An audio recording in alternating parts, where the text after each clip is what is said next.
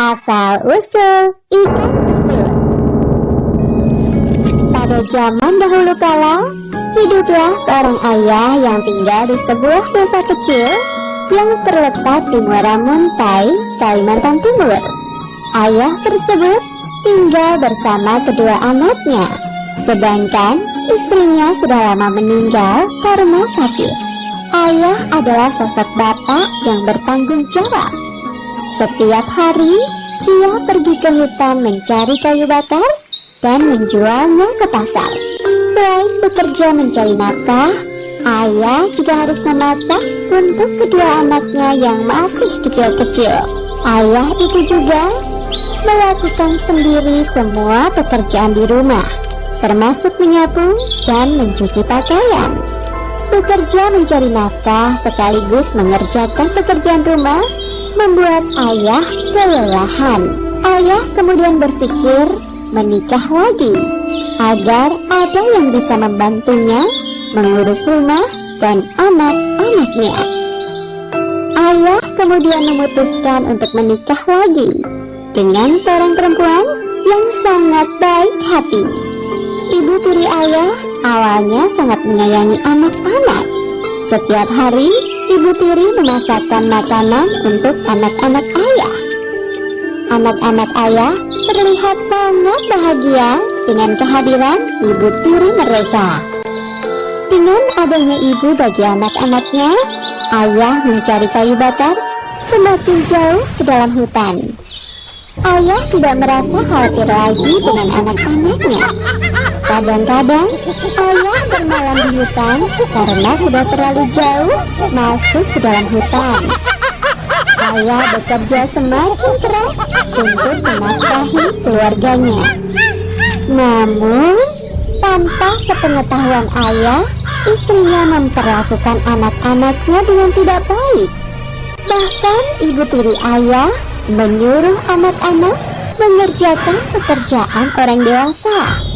Hei, dahatkah kalian pemalas? Taunya cuma makan dan tidur.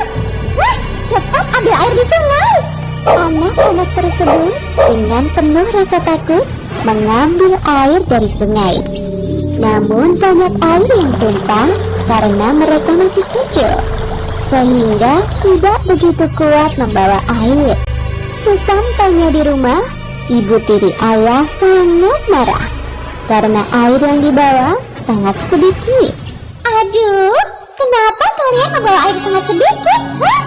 Ampun bu, kami tidak kuat membawa air sehingga banyak yang tumpah. Hah? Dasar kalian pemalas, jangan banyak alasan. Aduh, sakit bu, ampun. Kekejaman ibu tiri kepada anak-anak terus berlanjut. Suatu hari, ibu tiri menyuruh anak-anak mencari kayu bakar ke hutan. Hei kalian, sekarang pergi ke hutan cari kayu bakar. Ingat, kalian harus membawa masing-masing satu pikul kayu bakar. Jika tidak, aku akan memukuli kalian. Anak-anak masuk ke dalam hutan sambil ketakutan. Tidak hanya takut kepada ibu tiri mereka, tetapi juga takut masuk ke dalam hutan. Mereka mengumpulkan ranting-ranting kering yang mereka temui. Anak-anak masuk ke dalam hutan semakin dalam. Suasana menjadi remang-remang karena lebatnya hutan membuat cahaya matahari terhalang oleh daun-daun pohon yang tinggi. Kak, aku lapar. Perutku sakit sekali. Sejak pagi tadi kita belum makan. Sabarlah dulu, Dek. Semoga kita bisa menemukan pohon buah-buahan. Anak-anak yang sudah kelelahan dan kelaparan tersebut akhirnya bertemu dengan sebuah sungai kecil.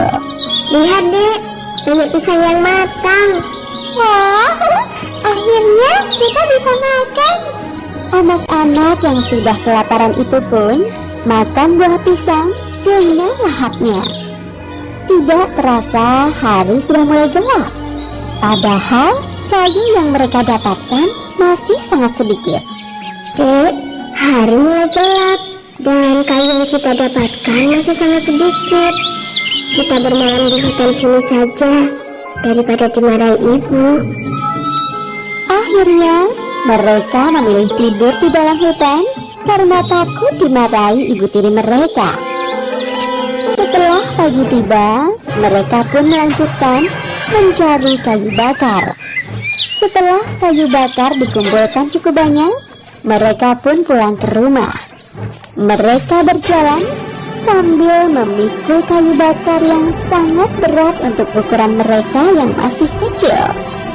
Mereka pun sampai di rumah dengan sangat kelelahan.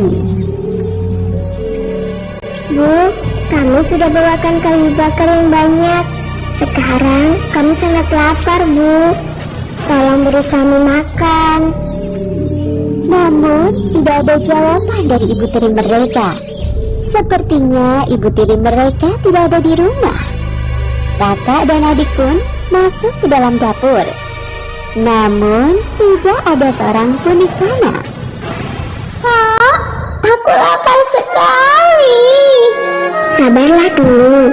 Di dalam kuali itu ada ketan hitam yang masih panas. Kita tunggu ibu datang, baru meminta ketan panas tersebut.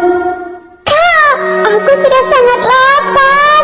Ayolah, kita ambil saja sekarang. Tidak usah menunggu ibu datang. Setelah menunggu ibu tiri mereka yang tidak kunjung datang, anak-anak pun langsung memakan ketan panas dari dalam kuali. Karena rasa lapar yang amat sangat, mereka tidak merasakan panas ketan yang baru matang tersebut. Akhirnya, satu kuali ketan mereka habiskan. Mereka sangat kekenyangan. Ayah dan ibu tirinya tiba-tiba datang. Mereka terkejut melihat anak-anak memakan semua nasi ketan sampai tidak bersisa. Hah, lihat Kakanda, anak-anak bermain sampai tidak pulang. Dan tiba-tiba saja datang Mendengar perkataan istrinya, ayah percaya begitu saja dan langsung memarahi anak-anaknya. Kalian memang anak-anak yang nakal, suka bermain hingga tidak pulang berhari-hari. Dan sekarang kalian pulang hanya untuk menghabiskan makanan. Ayah yang selama ini percaya begitu saja ucapan istrinya, terus memarahi anak-anaknya.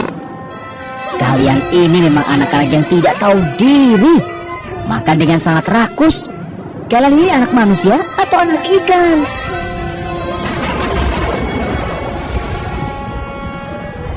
Setelah mendengar suara petir, tiba-tiba anak-anak merasa kepanasan. Ayah dan istrinya sangat terkejut. Aduh, panas sekali. Perlahan-lahan, tubuh anak-anak berubah menjadi hitam.